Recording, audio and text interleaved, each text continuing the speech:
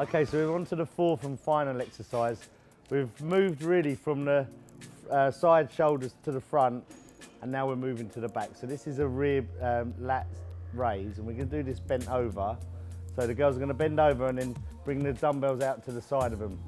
Very easy exercise to get wrong. You've got very small muscle at the back of your shoulder, and you've really got to think about contracting and squeezing that, not just moving the dumbbells. The easiest way this is done wrong is with a weight that's too heavy. So the weights are going to be used are quite low and controlled. And if you can't almost keep your arms straight through the movement because the weight is too heavy, then you should lighten the load. So we want to demonstrate first exercise. We're going to do sets of 15. So the most important thing here is that you don't arc round your back, and there's a slight arch in your back. With nice posture. Again, your core's contracted and held in tight so that your stomach doesn't hang out. Everything's kept tight.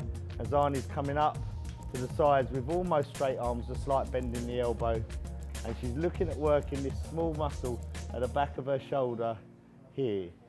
So it's very hard to isolate it, and a lot of people will struggle with this exercise because it's behind them and they can't see it working in the mirror. So the last exercise we did was the rear delt flies, which again I found it quite challenging because again I had to focus on the form.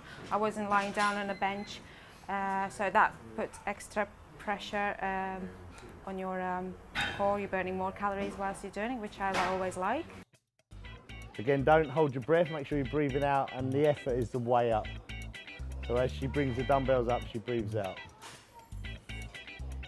Another important thing that people do wrong here is they get the weights up controlled and then they just drop them back.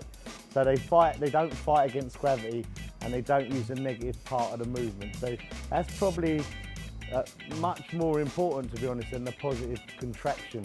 It's fighting that negative part down. Everyone will move the weights up, but they won't control them down. A couple more then.